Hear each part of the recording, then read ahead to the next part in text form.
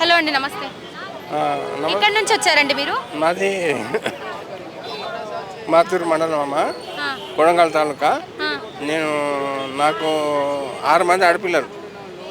ఇలా 6 మంది అంటే ఏమైంది? ఏ జరా అమ్మ ఫోటో తెచ్చారు, ఇవిడెవరు? మీకేమవుతారు? నా భార్య ఏమైంది? ఫోటో తీసుకొచ్చి ఏమైంది? తప్పిపోయింది, అందుకు వచ్చిన. ఎట్లా తప్పిపోయింది? ఆ? ఎట్లా తప్పిపోయింది? మంది చాలా ఉంటుంది కదా ఆ, ఆ రోజు. ఆ. చాలా పబ్లిక్ ఉండి దొబ్బితే పడినట్టు ఉండి ఆ లొల్లిలో తప్పిపోయి గట్ట అయింది పూరా. అడ్రస్ లేకుండా పోయింది పూరా. కరాస్ పత్తాలు ఎన్ని రోజులు అవుతుంది తప్పిపోయి? 15 తారీఖు. అయ్యయ్యో, 15 తారీఖా? 15 తారీఖు. దాదాపు 15 రోజులు అవుతుంది. ఇప్పుడు ఎంత తారీఖు? 15 తారీఖు తప్పి ఈరోజు 29. 29. ఇదివరకు స్పందన లేదు.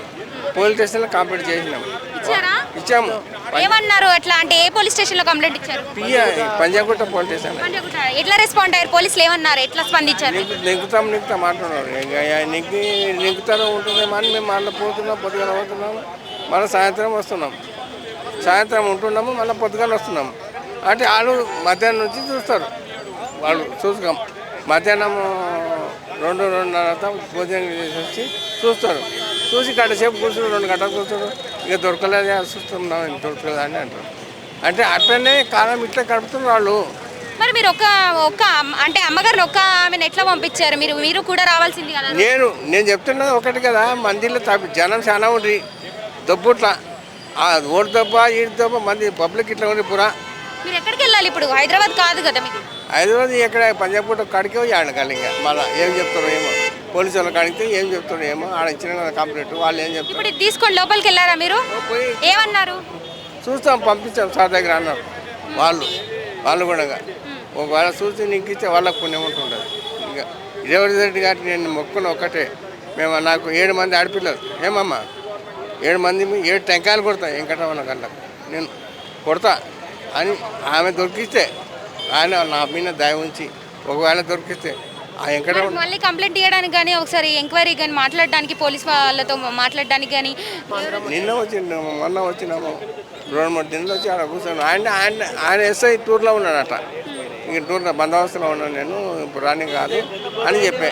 ఇంకా వెళ్ళిపోతే కెమెరాలు చూస్తాడు కదా, ఆయన కూడా ఫోన్ చేస్తే ఏమంటాడు, నాకు కూడా డ్యూటీ వేసిండా, నేను పోతున్నా, ఇప్పుడు కాదు దొరికినప్పుడు నిక్కి పెడితే ఫోన్ చేస్తారు రాపా అని ఆయన చెప్తాడు. అక్కడ దూరంకి వెళ్ళి ఇంకా చెప్తే ఇంకా అట్లా ఇట్లా చూస్తూ ఉంటాము, అడుగుతూ ఉన్నాము, ఏడా దొరకలేదు. నీకు ఆసక్తి వచ్చింది. ఇక తిండి తిప్పాలంటే ఆ దేవుని కనుక ఏం తినాలే, ఎడ వండాలి, యాదవకన్నా బుక్క తినాలి అనే మొదలుకున్నాను, పనుకున్నాను. మళ్ళీ లేచి ఏమన్నా అంటే ఏమన్నా మర్చిపోయే తత్వం, మతి మరుపు కానీ ఏమైనా ఉందా? మళ్ళీ అంటే ఎక్కడి నుంచి వచ్చిందో అక్కడికి రాగలదంటారా? నమ్మకం ఉందా? నమ్మకం లేదమ్మా, ఆ మతి మార్పు ఉండదు జరా లేదనుకోండి. యా బస్సు యా ఊరు అనేది కూడా అడిగితే చెప్తుంది. అడిగితే చెప్తాను. మధుర అని చెప్తారు. తాలూకాలకి తెలివై ఊరు మధుర అని చెప్తుంది. సార్ మీరు అక్కడ మీ ఊరు ఏదైతే ఉందో అక్కడ కూడా ఒకసారి కంప్లైంట్ ఇచ్చి చూడకపోయారా? మాట్లాడారా? ఇచ్చారా? ఈడ పోయింది కదా అమ్మ, ఆడ ఎవరికి ఇచ్చి మాట. అంటే అక్కడికి కూడా వచ్చిందేమో కానీ ఇంటికి రాకుండా మళ్ళీ ఏమైనా అట్లా జరిగిందేమో, మధ్యలో ఎక్కడైనా ఉందేమో. మరి మా వాళ్ళు ఉన్నారు చెప్తారు, అప్పుడే వచ్చిన సంగతి ఈడ ఉంది అని చెప్తారు. తల్లింటికి పోలేకపోయా, నా ఇంటికి రాలేకపోయా, ఎట్లా పోతే ఆమె దగ్గర డబ్బులే లేవు, అసలు తిండికి ఆహారమే లేదు, ఎట్లా పోతుంది? ఇప్పుడు ఆధార్ కార్డు లేకపోయా, పైసలు లేకపోయా, ఎట్లా బస్సులు ఎట్లా ఎక్కించుకుపోతారు? పైసలు ఉంటే డబ్బులు ఉంటే కనీసం ఎక్కించుకుపోతుంది. అవి కూడా లేవు, ఒక పైసలు లేదు, వద్దా ఉత్త చేతిలో ఉంది చూడమ్మా. ఖచ్చితంగా దొరుకుతుందమ్మా, మీరేం టెన్షన్ పడకండి. అంటే మీరు లోపల కూడా పేపర్ ఇచ్చారా కదా? పేపర్ ఇచ్చారన్నారు. పోలీస్ స్టేషన్లో ఇచ్చారా? మరొకటి పోలీస్ స్టేషన్లో కూడా ఇచ్చారా? ఖచ్చితంగా అయిపోతే మీరేం టెన్షన్ పడకండి. చెప్పారు కదా.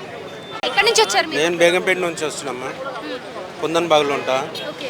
మాకు ఏం సౌలత లేదు. 50-60 ఇయర్స్ వచ్చింది. మీరేం చేస్తారు? అంటే రోజు అంటే లేబర్ పని పోతున్నామమ్మా, చాలా ఇబ్బంది ఉంది. ఏ సర్టిఫికేట్ తీసుకుపోయినా ఇవ్వరా రేపు రా అంటారు, ఎవరు ఏం చేస్తలేరు. దానికి సలహా ఎట్లా ఏం చేయాలని అడుగుతున్నామమ్మా. దయచేసి 3 పిల్లలు ఇచ్చినామమ్మ, కలెక్టర్ ఆఫీస్ ఇచ్చినాము, మున్సిపల్ ఆఫీసులు ఇచ్చినాము, అంతా ఇచ్చినాము. బీఆర్ఎస్ ప్రభుత్వం ఉన్నప్పుడు ఎప్పుడన్నా రెస్పాండ్ అయ్యారా? బీఆర్ఎస్ ప్రభుత్వం ఎట్లా రెస్పాండ్ అయింది? అప్పటి నుంచి కూడా ఇస్తున్నాం, ఏదో ఒకటి ఓకే కాలేమ్మా. మరి ఎందుకు ప్రాబ్లం ఏంది అనేది ఇప్పుడు నమ్మకం వచ్చిందా? మరి ఇప్పుడైనా ప్రజా దర్బార్కి వచ్చి మీ ప్రాబ్లమ్స్ చెప్పుకుంటున్నారు, అప్లికేషన్లు ఇస్తున్నారు, మరి ఎట్లా అనిపిస్తుంది? అదే మా ఇల్లు కూడా లేదు మాకు, మరి ఎట్లా దాని పరిస్థితి? మీకు ఏమేమి లేవో దానికి సంబంధించిన డాక్యుమెంట్స్ అంటే అప్లికేషన్ ఇచ్చారా లేదా? ఇచ్చినామమ్మా. కొంత టైం అయితే వాళ్ళకి ఇవ్వాలి కదా, ఎందుకంటే దాదాపు 15 రోజులు అయిపోతుంది బీఆర్ఎస్ ప్రభుత్వం కాంగ్రెస్ ప్రభుత్వం వచ్చి. కానీ కనీసం పింఛన్ కూడా లేదు కదమ్మా, 60 ఏళ్ళు దాటిన వాళ్ళకి కూడా. మీ ఏజ్ ఎంత? 60 అమ్మా, 62 వచ్చింది. ఏం పింఛన్ లేదు. టైం అనేది వాళ్ళకి ఇస్తే దాన్ని బట్టి, ఎందుకంటే వేలాది మంది వేల సంఖ్యలో ఉన్నారు కదా సమస్యలతో వచ్చేవాళ్ళు. మీరు చూస్తున్నారు ఇక్కడ ఎంతో మంది ఉన్నారు, ఒకరు ఇద్దరు కాదు కదా, కొంత టైం అనేది కూడా పడుతుంది ప్రభుత్వానికి. సో మనం వేచి చూస్తే తెలుస్తుంది.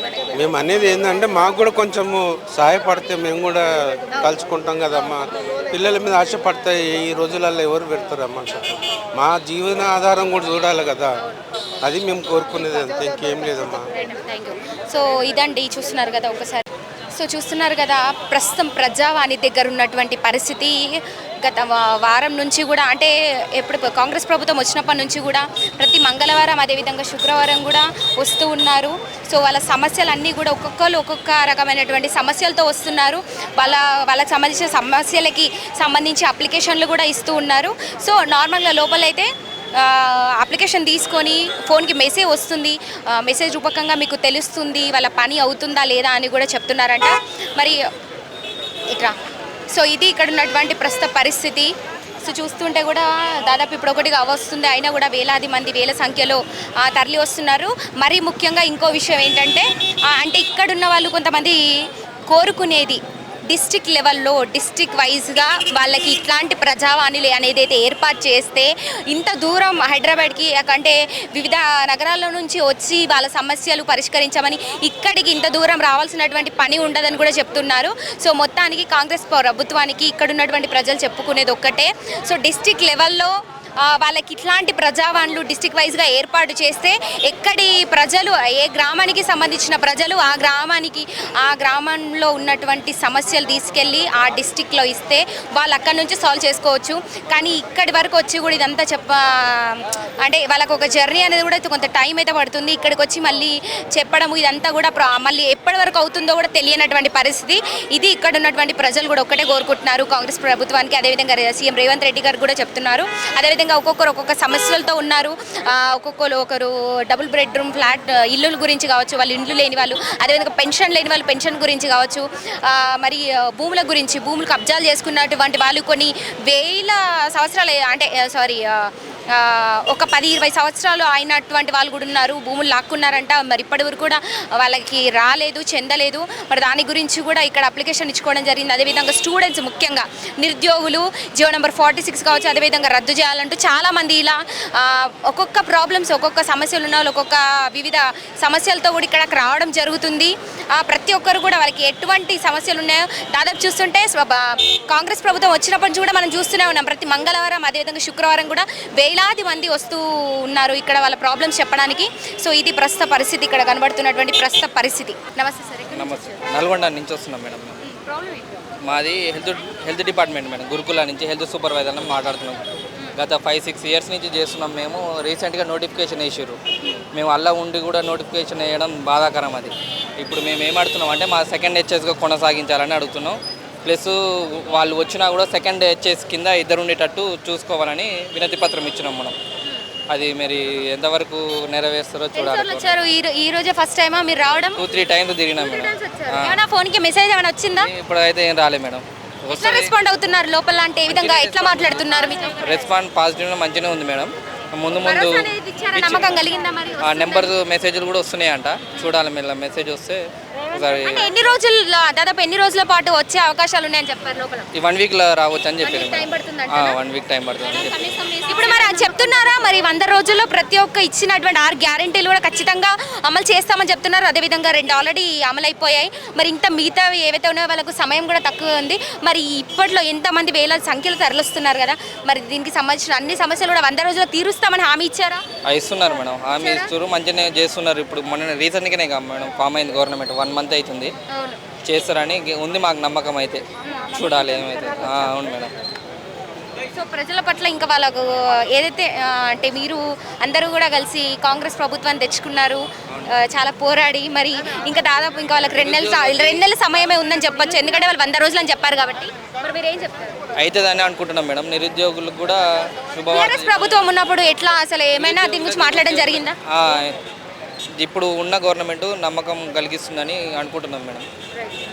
మేడం మిగతా వాళ్ళతో పోల్చుకుంటే కాంట్రాక్ట్ అవుట్ సోర్సింగ్ వాళ్ళకి వెయిటేజ్ ఇచ్చారు 20 మార్క్స్. అట్లా కూడా మాకు వెయిటేజ్ లేదు, శాలరీస్ ఎక్కువ లేదు, జాబ్ సెక్యూరిటీ లేదు. నెక్స్ట్ మంత్ తీసేస్తారు ఏమన్నా భయం, దానికోసమే మాకు. మరి ఇప్పుడు మీరు అంటే నెక్స్ట్ మంత్ నుంచి దిగిపోతాం అనే ఒక ప్రాబ్లం మీలో భయం మొదలైంది కదా, మరి ఆలోపు ఇప్పుడు మీరు ఇక్కడ ఇచ్చినటువంటి వినతి పత్రం ఏదైతే ఉందో దీనిపైన సాల్వ్ చేస్తారని ఒక భరోసా ఇచ్చారా? అయిపోతుందంటారా 1 monthలో? అవుతుందని నమ్మకంతో వచ్చినాం madam. Thank you so much. అది చెప్పండి మీ ప్రాబ్లం ఏంటి? ప్రాబ్లము ఓల్డ్ పాస్బుక్ వచ్చింది, న్యూ పాస్బుక్ డిజిటల్ పాస్బుక్ రాలేదు ఇప్పటికీ. అది ఇప్పటికి డిజిటల్ పాస్బుక్ అందరికి వచ్చినాయి, మరి కొందరికి రానట్టున్నాయి. మరి నాకైతే ఓల్డ్ పాస్బుక్ ఉంది, పానీ ఉన్నాయి, అన్నీ ఉండి కూడా మాకు రాకుండా చేసిండు. అందులో ఒకటే పాస్బుక్ వచ్చింది, ఒకటే ఎకరంది పాస్బుక్ వచ్చింది. సో అట్లా ఇంకా చాలామందికి అట్లా ఉన్నాయి. మరి కరెక్ట్గా డిజిటల్ పాస్బుక్ రాని వాళ్ళకు కూడా వచ్చేటట్టుగా చేయాలని రేవంత్ రెడ్డి సార్ గారు కూడా చేయాలని మేము విన్నవిస్తున్నాం మీ ద్వారా. Thank you so much.